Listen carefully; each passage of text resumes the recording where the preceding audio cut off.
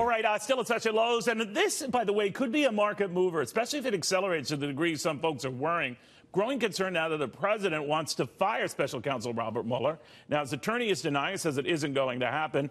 Lindsey Graham warns he even attempts to try to do something like that. It's the beginning of the end of his presidency. The read now from some former FBI officials, Chris Swecker and Bill Daly. Chris, let's play that out, that it does happen. The president now is naming Mueller. He's not speaking vaguely about the FBI. He's actually using the guy's name in tweets. My immediate reaction to that was he's setting up for something. Do you think he is? I don't know. I think he's pretty impulsive, and he just reacts to the events of the day. Sometimes he's okay with the special counsel, or at least he hangs back. Other times he's very aggressive and strident about his comments. But I think it'd be a huge mistake to fire the special counsel. Someone else will just step in his place, and the investigation will go on. Yeah, Rod Rosen said obviously would obviously have to find someone else. And that right. Someone else could be even worse. Now, but you think that that would be a bad move. Bill Daly, is it your read that it would be a bad move? Maybe the president's weighing all this and deciding, I don't care, I'm ready to do this.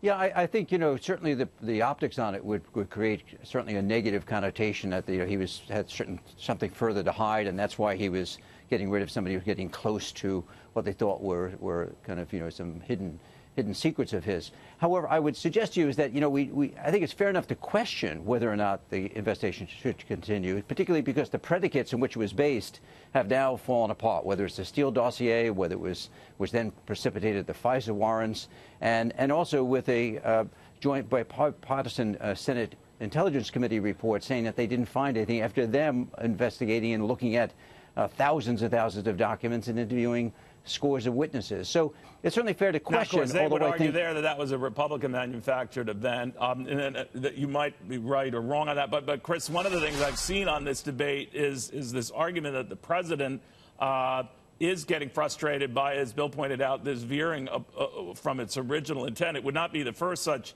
investigation that has. Bill Clinton's fell apart on whether he lied about a relationship with an intern. It turns out that he did, but that was not Ken Starr's original goal. Now we've got, Mueller going after business transactions of the Trump organization and those involved in it, directly or indirectly, their business transactions. That is far afield from what the original edict was. So the president could come around and say, that's why I'm even contemplating this, if he is. What do you think? Well, I think that this is, if it's just for the Russian inquiry alone, their bad, dirty tricks, their bad behavior, their criminal behavior being exposed, then it's worth this special counsel. Now, whether some people colluded or whether other things went on, whether Manafort got greedy and Flynn got greedy and took Russian money and hid it and all that stuff, that's nice to know. I happen to think that's politics and people just being greedy. But I'm happy to see the Russians exposed. They've been doing this for years and years and years, not just interfering in elections, but exporting health care fraud, insurance fraud, cybercrime. We got top 10 fugitives, Russian fugitives, sitting right there at the foot of the Kremlin. It's about time they got exposed, and if that comes out of this, that's a good thing. Yeah, I don't know what changes we'd see on the part of the Russians, though, in that event, Bill, and especially with the re-election, if you want to call it that, of Vladimir Putin. He's not going anywhere. He doesn't seem to be, frightened by any of these investigations going on. If anything, emboldened by them. What do you think?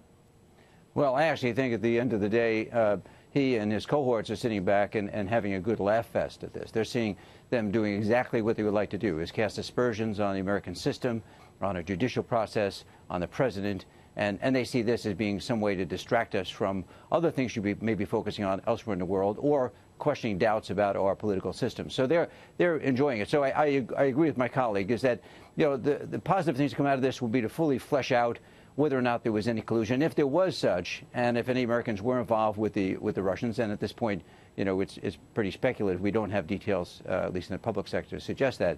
I think it's something we want to know. So I think going back to what we were discussing before is that the enabling statute which put Mueller in place, we'd have to look and say, how much was he given as far as the specific scope? Has he deviated from that? Was he given more carte blanche? Has he gone back to the Justice Department and asked for the additional powers to look elsewhere outside of the additional preview? I think there are a lot of questions that need to be asked, and I think they're reasonable questions to ask. Yeah, because I have a feeling this will be dragging on for a while. Gentlemen, thank you both very, very much.